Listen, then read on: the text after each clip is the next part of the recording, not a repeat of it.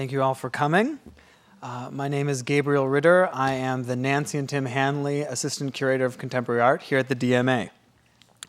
Thank you for joining us tonight for tonight's talk event, Challenging Voices, a conversation about art and the ethical imperative. In celebration of the DMA's newest exhibition, Between Action and the Unknown, the art of Kazuo Shiraga and Sadamasa Montonaga, which opens for our partners, I believe tomorrow, February 5th, and to the public, February 8th. We are thrilled to have three speakers, Ming Tiampo, Paul McCarthy, and Axel Vervoet, for what promises to be a very interesting conversation this evening. Ming Tiampo is Associate Professor of Art History at Carleton University in Ottawa, Canada. She specializes in post-1945 Japanese art, and her work examines the cultural consequences of globalization through her interest in transnational modernism. She has published extensively on the subject of Gutai and is one of the foremost experts on the subject, having authored the book Gutai, Decentering Modernism. Most recently, she co-curated the AICA award-winning exhibition, Gutai Splendid Playground, at the Guggenheim Museum. Paul McCarthy is one of the world's most influential artists. Based in Los Angeles, he first came to public notice in the 1970s with his performances and videos.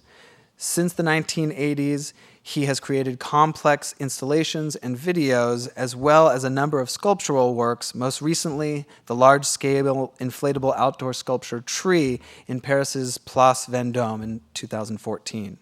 In his work, Paul makes use of the language and imagery of American consumer culture, from Disneyland to the Hollywood Dream Factory.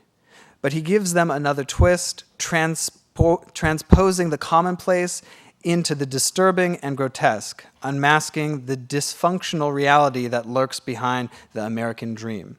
He and his wife Karen are also lenders to the exhibition Between Action and the Unknown. Axel Vervoet is a world-renowned antiques dealer, interior designer, and longtime art collector with a dedication to the Gutai movement. His private clients include rock stars, financiers, tech tycoons, and artists. But in 2007, Vervoet began to curate an ambitious trilogy of exhibitions to bring his ideas to a wider public. The first exhibition, Art Tempo, Where Time Becomes Art, debuted at the 2007 Venice Biennial in the Palazzo Fortuny and explored the relationships among art, time, and the power of display, drawing over 50,000 visitors. In 2011, Axel opened a gallery of contemporary art in Antwerp, where work from the group Zero and also Gutai form the core of the gallery's activities. Please join me in welcoming our three guests to the stage. Yeah, you go first. You can leave your bag here. Yeah, okay. Let's just leave it there. And then I'm last. Why? Honestly, I'll come.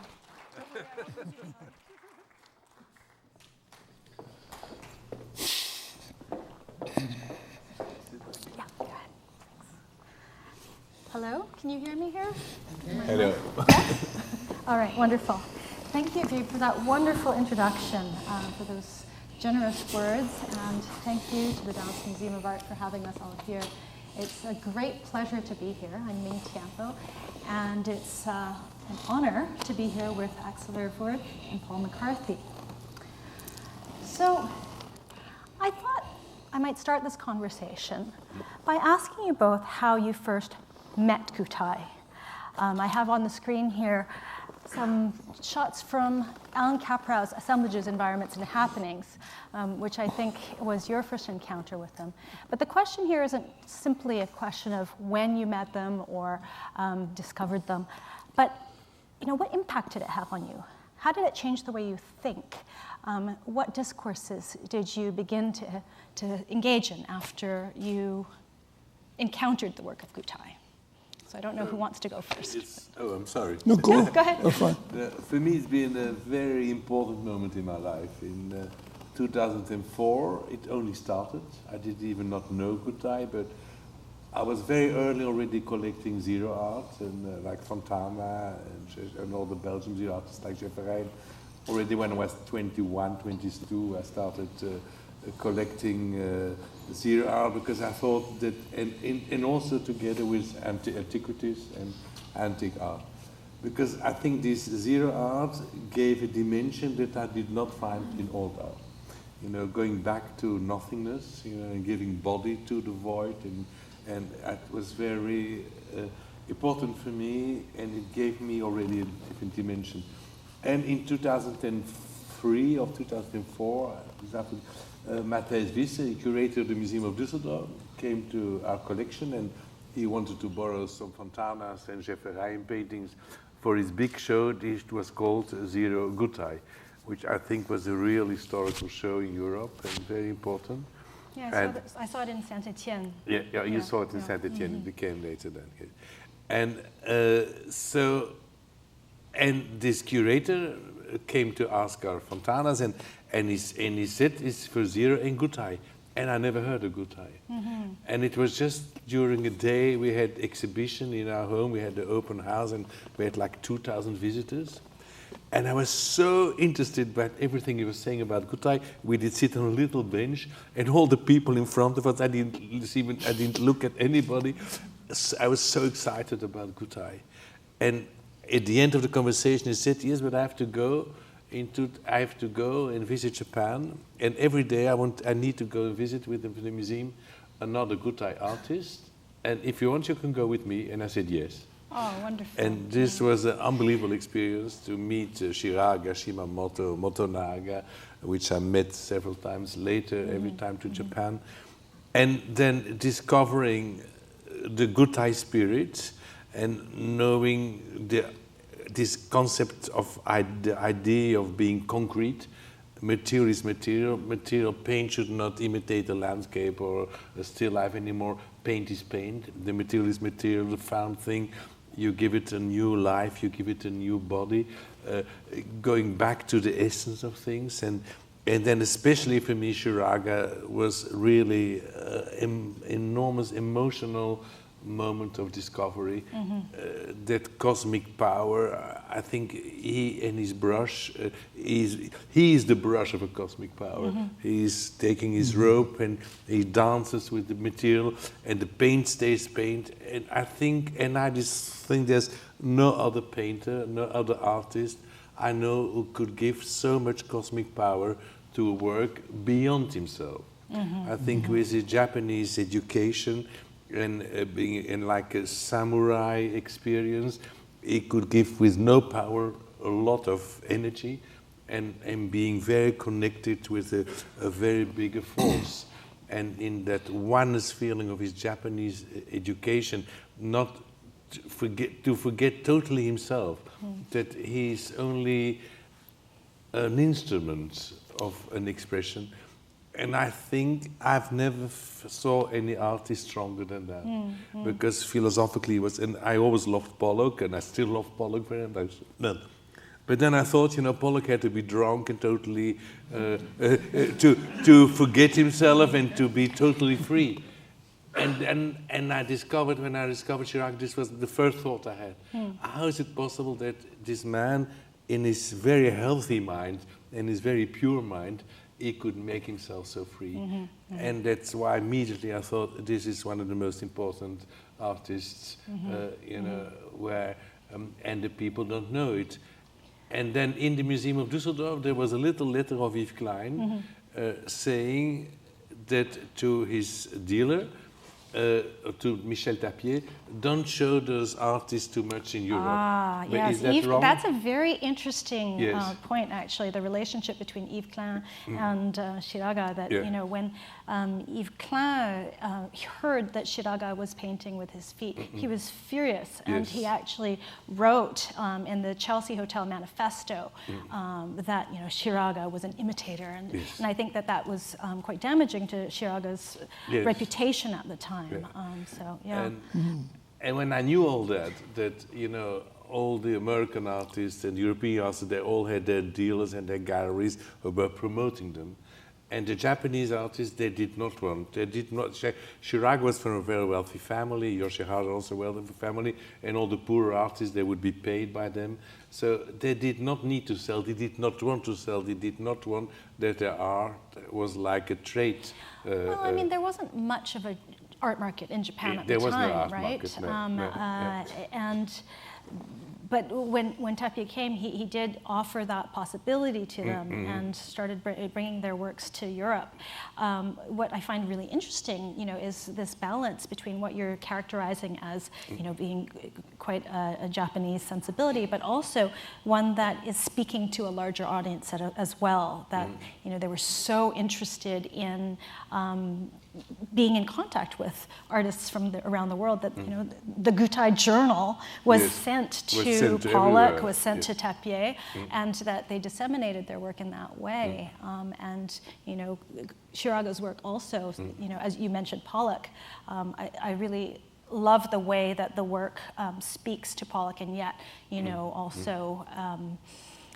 Does something very different. I found this article recently written by Carla Lonzi, the Italian art critic who was a mentor to Germano Celant, and she talks about how Shiraga exceeds Pollock, which is interesting. So there is this kind of... Perhaps terrible to say this in the States, where I think Pollock is still one of the most important artists. But for me, I always like to look at art like a child who does know nothing, who just feels and that work itself, and forgets the history, forgets the value. And I must say, I'm more touched also by Shiraga. Yeah, it's amazing the searing impression that it leaves on you. Yeah. And Paul, how about your first encounter with Gutai? Well, it occurs in about 1965, 66. And I was living in Salt Lake City, Utah. And I was at the time living quite near the mountains, and I was making paintings in which I painted them all black on the floor. And I didn't paint them, I didn't really quite, it wasn't because, it was the easiest way to paint them. It wasn't really a formal decision. And at the time I was painting with whatever I could paint them with, whether it was a rag or a broom. So it was all about expediency, like painting the painting. And at about that time with another friend, there was a sand hill out by our back of our house. And we had decided one night that we would try and run down the hill and see who could get to the bottom first. And we took off running down the hill, and there were three of us. And at one point, the one guy falls, and the next guy sort of slows down, and he was a much bigger and more athletic person than I was. And then I kind of realized I was ahead in the race. And then at that point, the steepness of the hill had increased, and pretty soon I realized I was falling. I wasn't, so I had made a tactical error.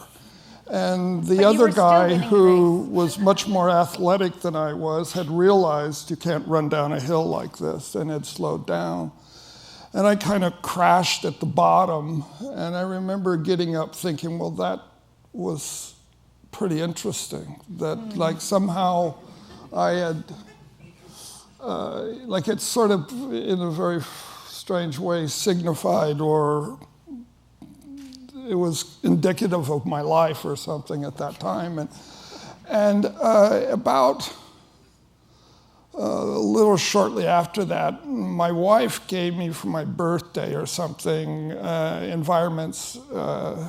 Assemblage, Environments, and Happenings. And the book had just come out, I think. I don't know whether it came out in 66 or 65.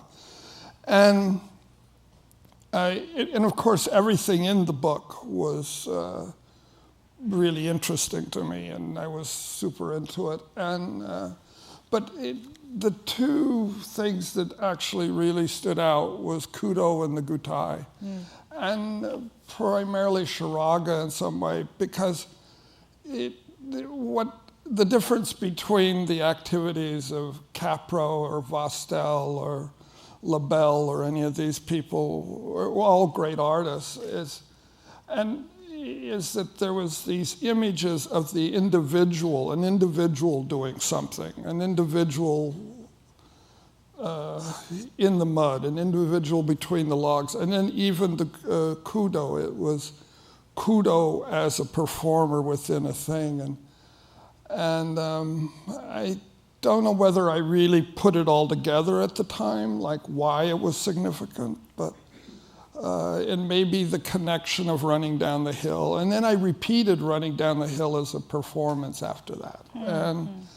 And I think it also legitimized, in some way, painting and how, it was strange, for me, there's a logic that happens where, in some way, painting with your feet is a logical extension of the brush. And I think that, like I was saying, I was painting with whatever I could paint on the ground. It wasn't a formal decision to break with tradition or anything.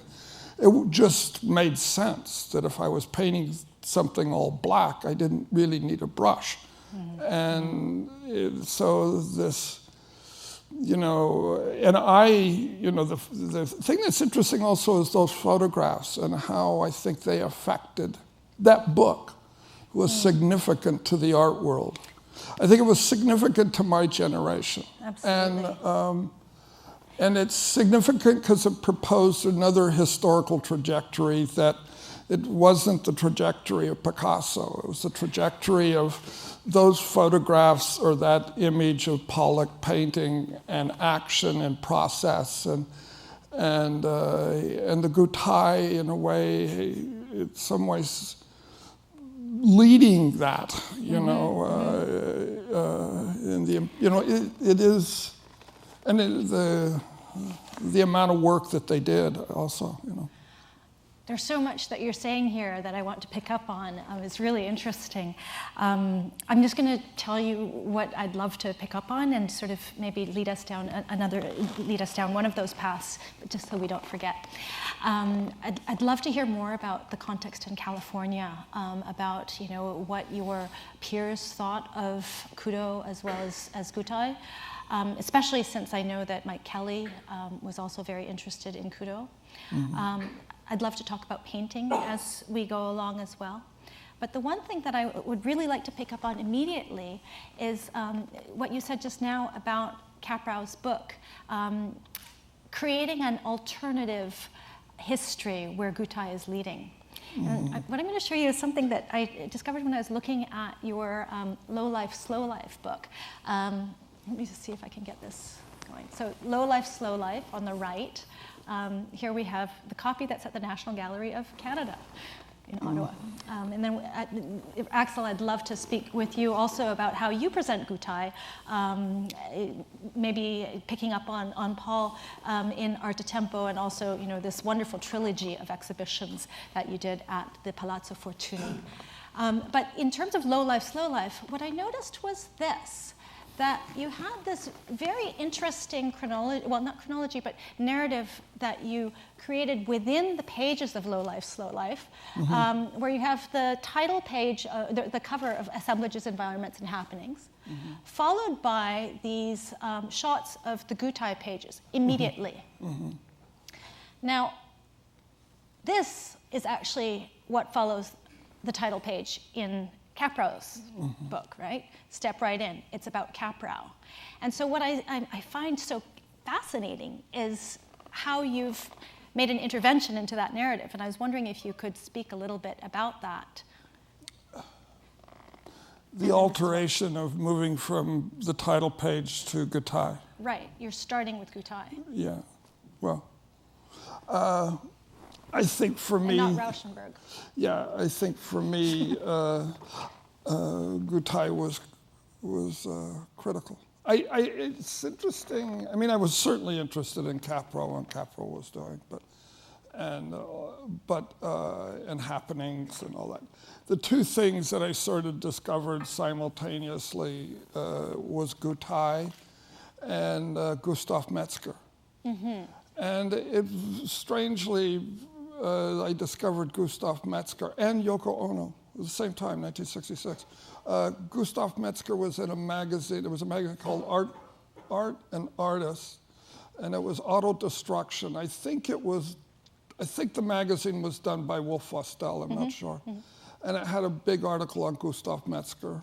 And it also had quite a large article on Yoko Ono, and I put it in the guidebook. Yeah.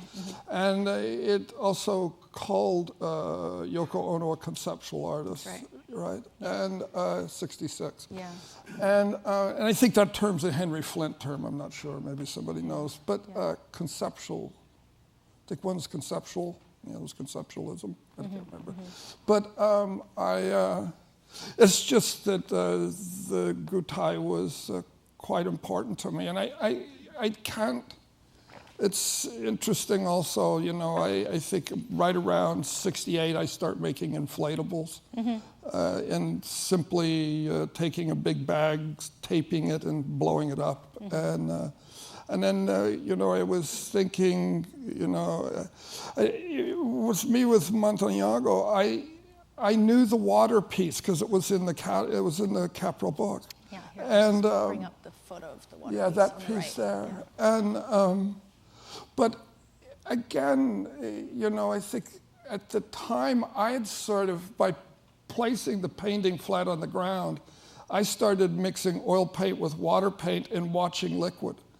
And I think it was I didn't, you know, up until a few days ago, I hadn't made this connection of this thing of liquid. And when we were walking through the show, you said, oh, it's about stress. And I said, no, it's about liquid. And I think the whole subject of liquid and the abject, but liquid. And, you know, is there a connection? How's the connection of Shiraga for somebody like me? I mean, not for the two artists, for someone who's a historian, but how does it connect for me as an artist? And what connects for me of the two artists is the subject of liquid or the subject of goo. Goo. And, you know, and they kind of cross over. And I know at the same time that I was affected by both Metzger and Gutai is at the same time that I'm obsessed with pouring paint. And I think for me, I didn't see the feet paintings until way late. They just weren't there. You just didn't see them in California. And I didn't see them in books probably until sometime in the 80s. And I was thinking about how I painted with my face, or I painted with my penis, So or I painted those with pictures too. Let's see, where are they? We had those pictures. I have those pictures. No, hang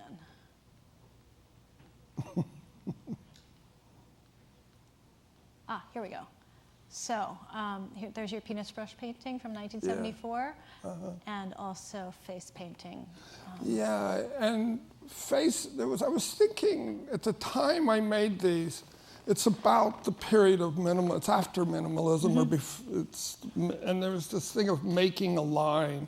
And the other one was painting a line all the way around the room with my face. And then painting with a penis was like a joke on painting, but yet serious too, because, and painting with my own shit and using my face to paint with it. It was about, the difference there for me was the act of intimacy with the object and being really close with it. Which you find in Shiraga as well. Well, you see it in Shiraga, but I think what's interesting to me about Shiraga is the apparatus of the rope and the stick, and the continuation where it's the architecture, the rope, the body, and the feet touching the painting surface. And there's something about swinging on that apparatus that's pretty interesting, but it's the feet that touch. Pollock, nothing touches, it's a gap. And with me, it was about how close can I get to it? Fact, can I get inside of it?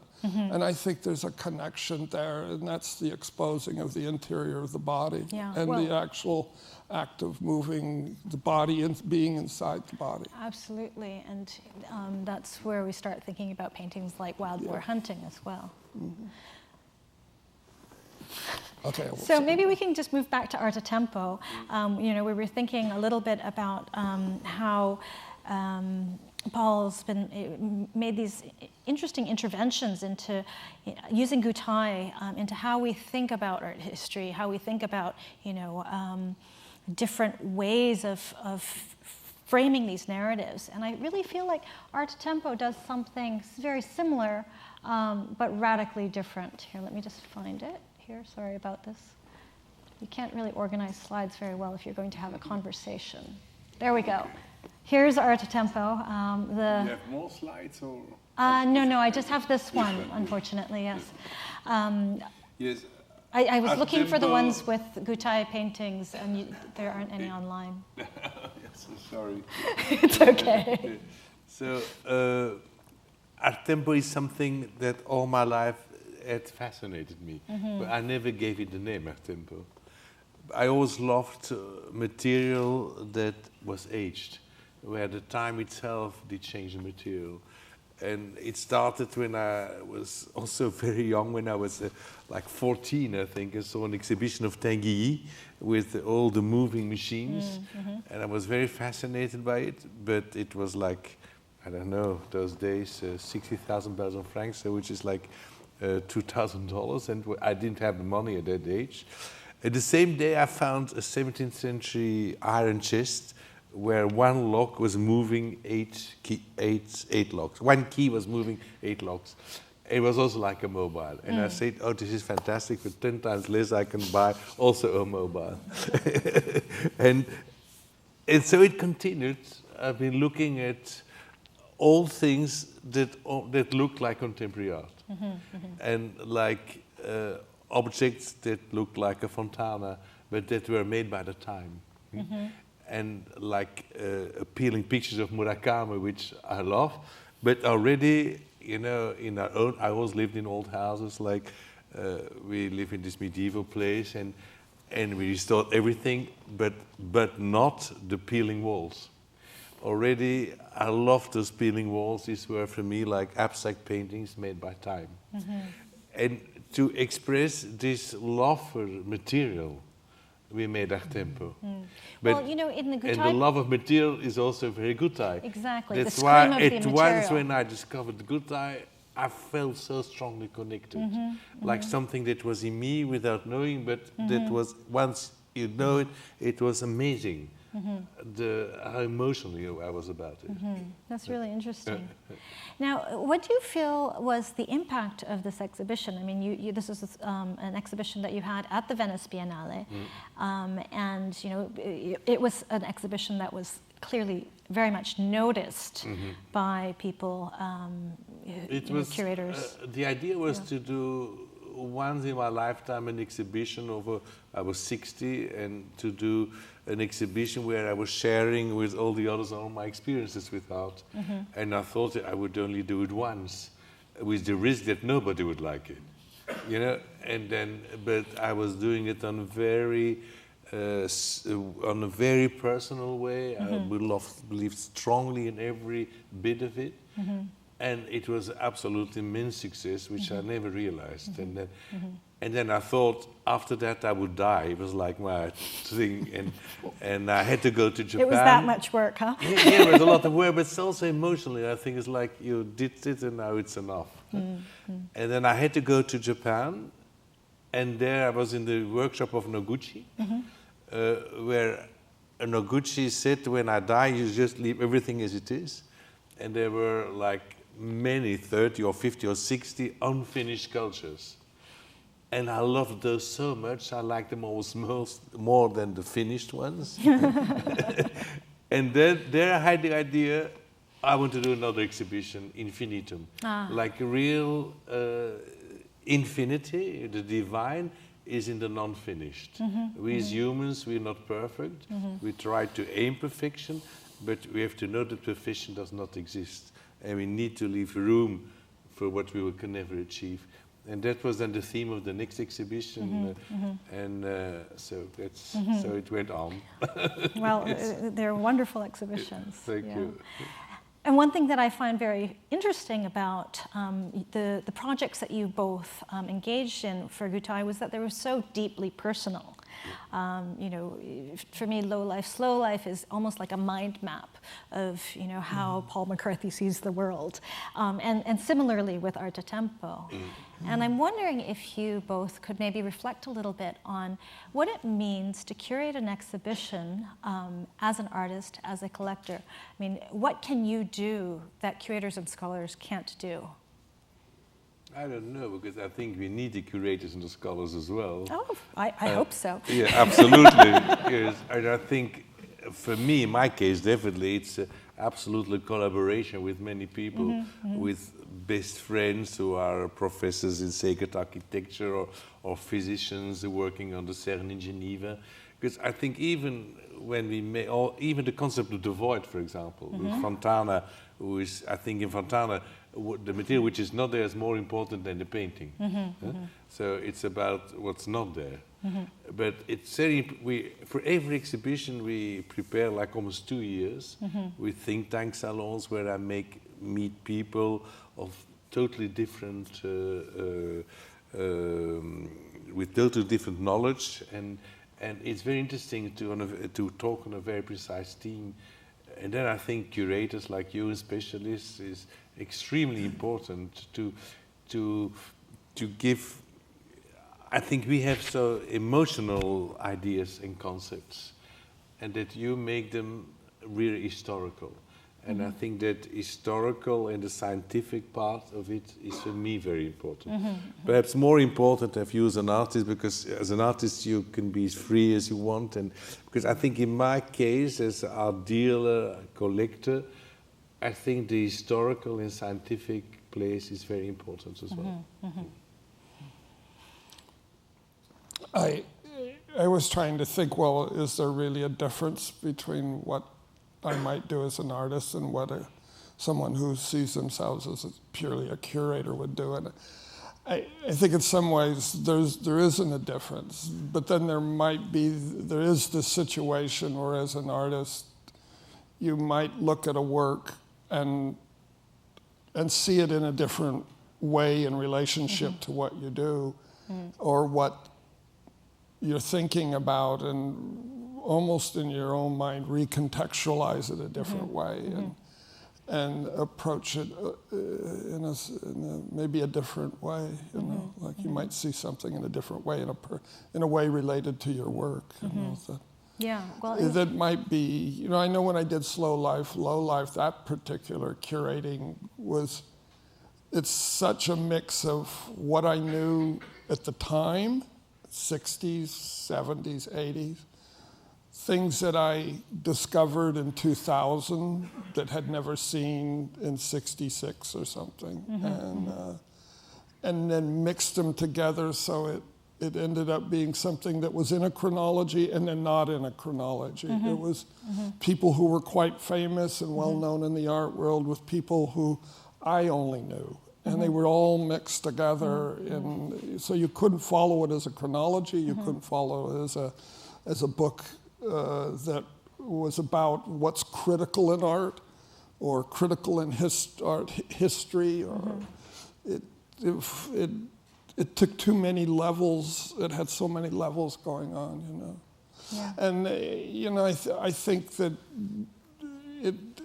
I was thinking, you know, before there was one thing which is a little off the track, which I think is kind of important to me, was the meeting of Shimamoto in the early 80s. And he came to LA. He came to LA, and I don't know how we ended up, I don't even remember why I ended up with him. And I interviewed him. We did an interview, and then we went to a punk club to see the Stray Cats. Was it John Held Jr. that introduced you, maybe? I don't know. No. Somehow we got to be friends for like 5 days, and then that was it. He went away, and I went away. But we went to a couple of punk clubs, and we went to see the Stray Cats, and he asked him if he could do a performance before the Stray Cats came on, and he went up on stage and bent over, and they projected slides on his head, and the whole crowd was a punk crowd, and then at one point he pulled out markers and he held them in both hands and bent over and asked that people could come up and draw on his head. Yeah. And there was a kind of hesitation of, what is this? And then at one point, a young guy went up and, as I recall, drew like an A on his head or something. And after about 15, 20 minutes, his whole head was black, I remember. But the next day I asked him, I did this interview, and there was 2 or 3 answers to questions that I still really think about. One was, I asked him if his bald head was the same as Andy Warhol's wig or Joseph Beuys's hat. And I think it's, like how much I buy the answer, I don't know, but he said that the difference was that in the West, we might think of something like that as an identifier, and that the artist would be recognized as Joseph Beuys, like a brand. The hat became a brand, or the wig became a brand, where he said that in his case, he was interested in art as a network. Mm-hmm. He was. And I kind of saw that in the text that you had written in your book, the one book, and I kind of thought, well, the slight difference was he was implying that art was an effect as a collective. That as a collective we change culture, or we change the world. But as individuals, yes, we might move something, but as a collective, art is quite powerful. And it was the first time I'd ever heard the word network applied to art, as I recall. And the other thing he said, which I think is kind of interesting in this conversation, is that I asked him if painting with a canon was a break in tradition, the same as painting with the stick was for Jackson Pollock, or how Jackson Pollock, and how we see that as a break in tradition. And he said, no, that it was not a break in tradition, that actually Buddhist priests had painted with their beards or with a rake. And I thought, well, that's pretty interesting. It's a continuum and not seen as a break. Yeah, actually, that's a really big difference between the ways in which performance or performativity is seen in Gutai versus what it is in a Western tradition, where it's less a break and more an expansion of the idea of painting, that it's picturing sort of writ large, that includes action, that includes performance and all of the other activities of Gutai, which is... I think it's interesting when you think about the futurism and the manifesto of the futurism, and sort of the position of breaking from the past and doing something new. And that same language is used. You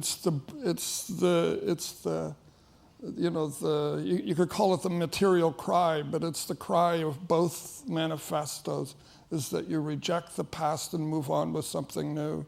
And that, you see it now, I think, in the philosophy. If you see it in Deleuze or something, you see it in this thing of like, how do we break from where we are? Because we're certainly in a fucked place. And how does this break happen? And I think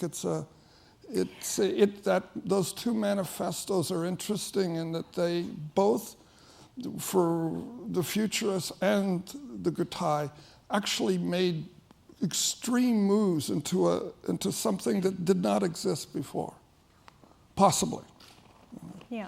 So it's kind of like, there's a connection to the past, and at the same time there's a break. Now, if I'm not mistaken, you've spoken about your own work as being simultaneously about painting, performance, objects, and that they aren't sort of progression that's a break from one or the other, but that there is this sort of idea of them being intimately related as it is in Gutai. I mean, do you see the same kinds of relationships between different art forms, or what we would call different art forms in Gutai, or do you see something that's quite different in your own work? Well, I don't see, like for me, whether I'm making sculpture or performance, I try to get them closer and closer together all the time. So the same processes that I use in paintings are the processes in performance or sculpture. I was thinking when you asked the question about how did California respond to the I'd love to hear Gutai, about that. and I think there's, in one way, they didn't. And but in another way, there was a Gutai movement of sorts there, I know, because they not only had, I think there were some exhibitions there, but there was a couple of people who were quite involved with Gutai, and they were Japanese, and there was a magazine that came out called Bread and Jam, and it actually, I think... It's a little later though, right? And it was a California magazine, but it was done by Japanese, some people who were living in were Japanese living in California. This is in the 60s and 70s. So there was some connection, but in terms of artists, no. I don't know of, I mean, yeah, Mike was interested in Kudo, but wasn't interested in Gutai. But he wasn't interested in Fluxus either. So was this just an isolated phenomenon that you and Mike Kelly were interested in, you, Gutai, Kelly in Kudo, or was there sort of more generalized curiosity about, let's say, Japanese performance art writ large, including Yoko Ono and Kusama Yayoi? I don't know of too many artists that were interested in Gutai. I don't think, like Burden or something, or Baldessari, I don't think they were interested. Okay. At least I never heard it come out of their mouth, so I don't think that.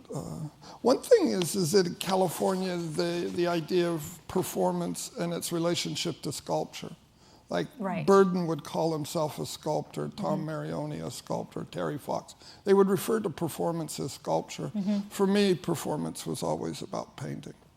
Right. So it was it was way more connected to Gutai, and it's also more connected to European aesthetic or Viennese actionism or Klein or something, where California, most of the performance artists identified themselves as sculptors. Absolutely.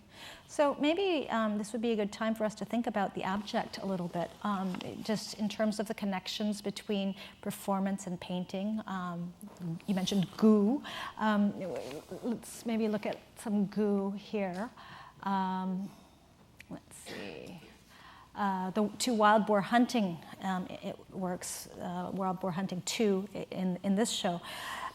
And I'd like for you to just maybe reflect a little bit on the question of the abject and the fact that it's emerging out of the post-war period, and to think a little bit maybe about, what are the ethics of the abject in this period, and what does it mean for, Shiraga to be painting in this way? What does it mean in a European context, and also in your own work, Mike? Okay. Well, actually, you know what? Why don't we give you a rest? So and then you mean we can come back to that. Especially the boar painting. Yeah, well, just this question of the abject of violence. I've never been and very destruction. attracted to that painting. It's like every time I see it, it's very strange. Like other Shiragas I love, but it's my personal experience. But I heard that Shiraga's father was a hunter, and they were shooting bears, and he was very disgusted by that as well. That's what I heard. Well, the actual story is quite funny. He had wanted to hunt the boar himself for this painting, but he was unsuccessful in his attempts to hunt a boar, and ended up purchasing the boar's hides instead. And so, it's really a kind of failure of violence in a sense, as well as being, about a sort of literalization of the inside of the body on the outside. So it's kind of complicated. Yes. Yeah. But I agree with you, especially Wild Boar Hunting 1. I can't even look at it. it has such a total different meaning for me than all the other paintings. You don't see it as a continuum? It must be, historically definitely, but emotionally I don't feel the same. I feel more aggression, and he's like against something, he's like proving it's. I like in the other paintings, for me, it's more like cosmic power. It's much more spiritual. It's much more the material, giving the material itself an enormous power without a narrative story of the Boer. Well, you have Yoshihara Jiro to thank for all those beautiful paintings then, because Shiraga actually had a very sort of deep interest in the abject, and he started creating works in 1955, which really were almost a literalization of this blood. I was telling Paul earlier that he made this work that was a jar filled with red paint and the intestines of cows, and that Yoshihara Jiro actually told him, "This is disgusting. Please don't do anything like this again." And he listened to Yoshihara and sort of pushed him away from that direction, but he did occasionally sort of drift back into that idiom, which is what these are. But it's interesting that there's that we each have that line that we can't cross, that we don't want to cross, right? For me, I'm okay with boar hunting 2. Boar hunting 1 really gives me the heebie-jeebies. But you're perhaps less squeamish than I am. What do you think, Paul? Well, I'm fine with it.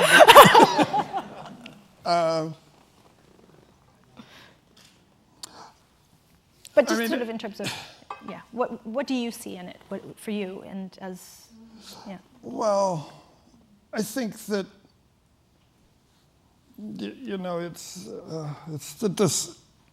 it's the conflict or the discussion between two things in art. Maybe one is that art has a higher value. It's seen as a higher, like a higher plane away from the plane of the abject, the plane of this, the interior, the body, death, and it's those views that do we create a mirror, or do we create this sensation of facing death, or having some kind of realization from death, or like an image of death or an image of violence and the peace. It's then the question is, Shiraga. It's him at its worst, but then maybe it's him mirroring something, or he's, it's like he's reflecting something, maybe something that he can't hold out, he can't hold back, and it's an image of who we are, and it's like either like I struggle with that one. Do I make a piece where I cut off 10 heads? Of course they're fake, but at the same time it's a violent image. Absolutely. But yet we live in a violent world now, and for sure we've sanitized ourselves in America or in the West against all that. So you go, well, I'm squeamish, but then at the same time, that's a really potent work that somehow, like I remember when I first saw that piece, I was it was in the Paul Schimmel show in Mocha, and I came around the corner. I never knew the piece existed. I came around the corner, I went, God, like, whoa. Just and because I it gives kind me of the like, heebie-jeebies doesn't it mean actually that set me back. It actually it's made me kind of, and there was no denying that was actually the skin of an animal, that was a living thing up there. And it, like I didn't, had he killed the animal, the boar, I didn't know that story, but that wouldn't have, what would that have done? If I'd known that. But I didn't think that. I figured he probably got a skin somewhere. But it was a pretty potent image that, it's, You know, like Absolutely. as a I mean, transformation of a culture, whether art is transforming, whether we get something from art that, you know, like, should the artists be making things that are only pleasant and beautiful, and that in a way is going to transform the culture and will reach, or do you have to face something like that and it changes who you are? Remember what he was facing too, right? What? I mean, remember also what he was facing, that, you know, he had this experience during the war of, you know, extreme violence, and understanding what that meant to the human body as well. And I remember when I was speaking to him about this question of violence, he said that, you know, my art needs something beautiful, but it also needs something horrible. And it's really about sort of understanding that violence. That's what we were talking about before. Absolutely. Like I was kind of mentioning, like, you know, how does the Gutai differ from, say, the Europeans who experienced the total destruction, you know, experienced those wars and, you know, real violence. And, you know, if you look at how the Viennese actionists dealt, what came out of them, what came out of, you know, Gustav Metzger or the No Group, those people who actually were in the belly of that violence. And then you look at this, and I kind of thought, do the Gutai try to just create something new that pulls away from the violence, or can they not pull away from it and it trails them? Well, the Boer painting, I guess. Absolutely. I also There's thought different engagements with that level of violence, with Montonaga, you know, I was thinking that the whole thing of the subject of, it's not the subject with Montonaga, it's not the subject of the goo, it's the subject of water. And it's the subject, you know, like the water in the bags, and there's something, and those figures, there's something, it's almost like there is, you know, is there a difference between the two artists? Where does it live? And in one way, Shiraga does look at a darker side, and Montonaga does look at, you know, kind of poses possibly something else in you know, the water's more pure than the liquid of the paint. I don't know, it's maybe just bullshit, but. No. No, absolutely. I mean, there's a search for beauty in the ruins in Montonaga, that, you know, that there's such absolutely sort of pure joy in his work. Yeah. You know, I remember, I think it was Kawasaki-san, who's sitting in this audience somewhere, I believe, who told me about a conversation he had once with some of the older people in Asia, who said to him that, you know, after the war, everything was so gray, so drab, so dismal, and for Gutai to come into the park and to fill it with color and joy, that was a radical act. You know, it was an act that was taking a stance against the militarists. It was an act that was taking a stance against war, and for them that was, you know, quite powerful.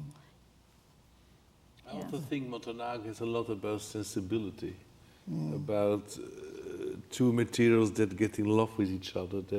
There's an interesting connection. Even in the early work already, you see, you know, like the mountain, you see like beautiful objects. They have a lot of sensibility. It's like feeling things, you know. It's about feeling energy. Empathy with the material. Yes, the materials join together. Absolutely. The color, the red goes into the green goes into the red. There's a oneness within empathy. You know? It's quite sexual in a way. I find the work very, very sensible as well. And then ultimately, it also sort of begins to include the environment too, right? I mean, this slide here just shows his retrospective from 2002, which was absolutely beautiful. Just this whole environment with his works. So I think maybe I'll wrap up with one last question here. We're here sitting in Dallas, you know, speaking with an artist from Los Angeles, a collector and dealer from Belgium, you know, me from Canada. And we're talking about a group of artists, about two artists who are from the outskirts of Osaka. in Dallas. And what strikes me here is that there's something in common. There's a certain sense of distance from purported centers of activity. And I'm wondering if you could reflect a little bit on what you think that distance creates, what kind of creativity is possible when you're not necessarily embroiled in the centers. And I'll just sort of pose a term here that I like a lot, a term that was first formulated by Marshall McLuhan, a Canadian. The counter environment, that this is a site slightly outside of the purported centers, the putative centers, that allows for reflection. What's special about being a little bit outside? I think we live today in a world civilization, and I think Dallas might be extremely west, and Japan might be extremely east. And I think we're all looking for this balance between those two extremes. And that's why it works so well here. I think their message and what people are looking for here, or the message of it becomes, there's a oneness feeling in it. And I think which is really possible today. And I think there's this dialogue between spirituality and material itself. Is something that really inspires us a lot, and I think it really is like a teacher for building on a new civilization. Because I feel like Shiraga, it goes really back to the origin of things. One could call it abstract, but we can also saying it's like the Big Bang. It's like our own origin. It's like where we come from. It's like painting that, the real beginning of the beginning. And that's why I think it's so important. And that's why a certain kind of we primordial all ooze. Yes, we all feel connected to that. Yeah. Once you understand the work, and I realized with people who never knew about Shiraga, but once they discovered it, they really get crazy with it. And it gives them power, and they want to live with it, and they want even in their office another work because they want to be connected to it. Some of my friends, collectors, they have it in the office and they explain to their directors, be like Shiraga, be so spontaneous, give that power, be yourself, or be yourself, but connected in the cosmic power. And do you have any thoughts? About being outside? Yeah. Outside of New York and Paris. Yeah. I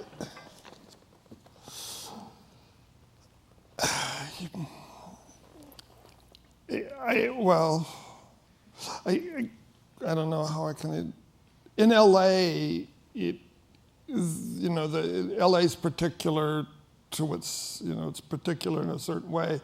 There is no center in a certain. It's changing slightly, but there isn't a place where there's a group of artists living. At times that's kind of happened for a period of 5-10 years, but artists are spread throughout the city, and there's this sense of, I think isolation is quite real there. And it's very good for working and not, there's no place. Now it's changing. 5-10 years ago, if you wanted to go have a drink with a friend, you just wouldn't do it. Like, where would you go? They live clear over there, you wouldn't meet. So this idea of a community, or the idea of social networking where you get together, didn't happen so much. And so LA's particular that way. And of such, it has, I think, artists actually end up working quite a bit, because what else are you going to do in a way? Where are you going to go? And which I think friends who I have that live in New York, they can, 5 o'clock comes, they go meet somebody. They go to a lot of shows.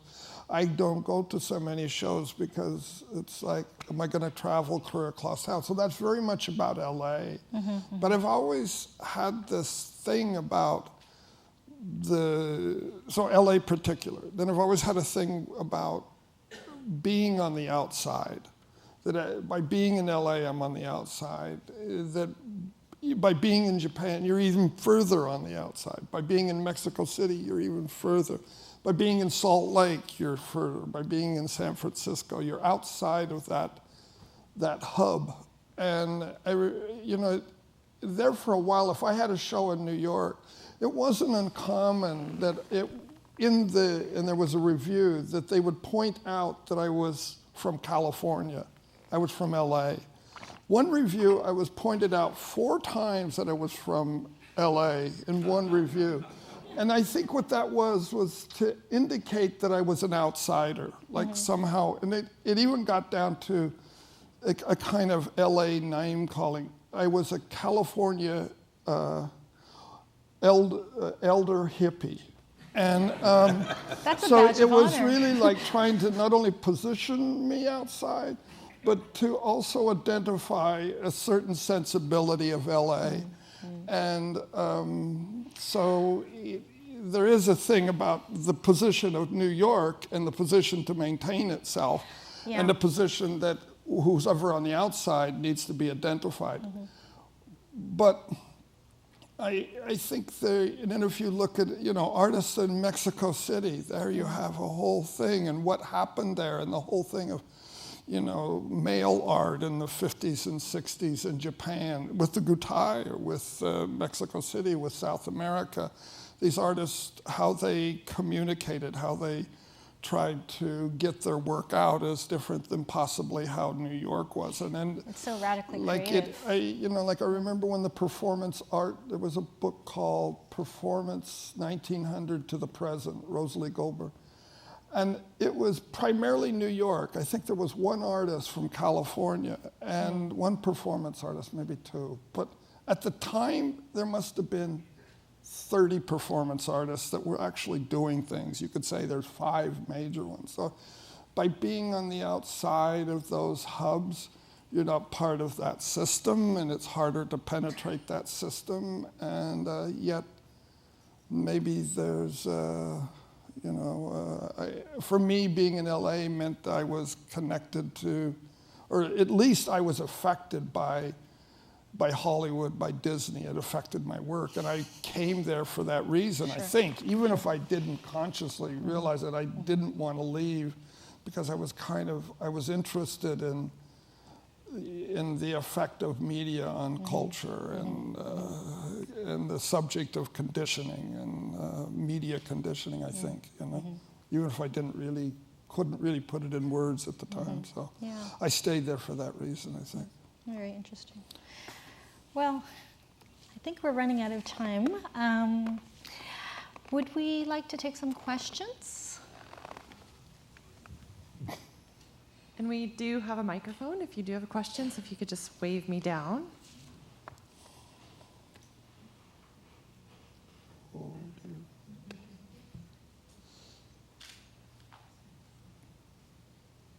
That's easy.